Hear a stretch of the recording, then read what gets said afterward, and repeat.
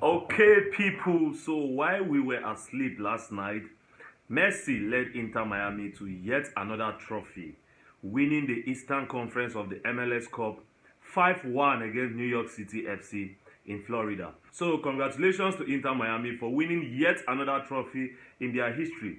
Let's not forget that before Messi existed, before Messi joined this club, they never knew anything like a trophy before. Oh, don't forget, now Beckham formed this club. Oh. Let's not forget, it's not been long that this club was formed, but they have now won the third trophy of their history. And all these three trophies have come since the arrival of Lionel Messi. They won the League Cups in 2023. Last year, they won the Supporters' Shield. This season, they have now won the Eastern Conference, and this is the biggest trophy in the Eastern region of the MLS. But that's not the biggest one yet, because the MLS Cup, the main one itself, is going to be decided between Inter Miami and Vancouver Whitecaps, who defeated San Diego in the Western Conference Final. So these conference finals are actually like a semi-final, right? These finals are actually like semi-finals to play the big one that will determine the winners of the MLS Cup. So that's the big one, and Inter Miami would be in that showdown against Vancouver Whitecaps. But right now, we have to congratulate Inter Miami for an incredible season that they have had. This season has been kind of shaky and challenging for them, really, because at the start of the season, they had some ups and downs. Mascherano was still trying to figure out the best formula that would work for his team. There were some times whereby they didn't have the best results, and a lot of question marks were asked about this Inter Miami side. But I have to say that they have peaked at the perfect time of the season. Like, they have peaked at the right moment of the season, because towards the end of the season, where the decisive moments came, that's when Inter Miami have looked at their best. And credit to Mascherano, because he discovered a system that brought out the best in his team. The introduction of Silvetti and Allende as runners for Messi, because Silvetti and Allende running from the wings and Messi playing as a false nine, that has been a genius move by Mascherano. And congratulations to Mascherano, because he has now won the first trophy of his managerial career. That's what Messi does. Messi will always ensure that when you manage him, you would end up with silverware. So Mascherano has now won his first trophy as Inter Miami manager, and next weekend they have the opportunity to win the big one, which is the MLS Cup, and they are going to be playing that game in front of their home fans in Miami against the Vancouver Whitecaps, who also defeated San Diego in the Western Conference after the final of the Eastern Conference was played in the early hours of Sunday morning as well. But what a season that Messi has had. He has now had 6 goals and 6 assists in the offseason. In this playoff period, Messi has registered 6 goals and 6 assists for Inter Miami in the playoffs. So he has the most goal contributions in the playoffs so far. He didn't score in the final, of course, but he also laid an assist that made it 405 career assists. That has now made him officially the player with the highest assist in the history of football. 896 goals, 405 assists. How many goal contributions with that? Messi just keeps making this football team look so easy. Day by day, he makes this football team look so easy.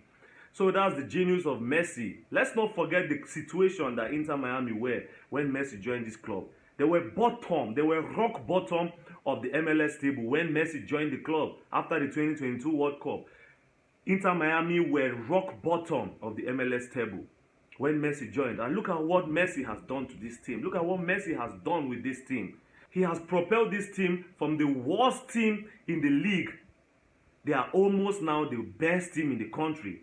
They are the best team in the Eastern Conference because they just won the final.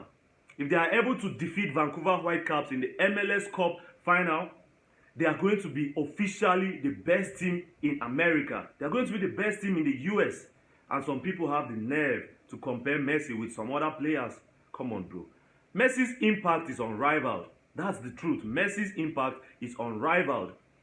In this year 2025 alone, at the age of 38, Messi has 72 goal contributions across all competitions for club and country.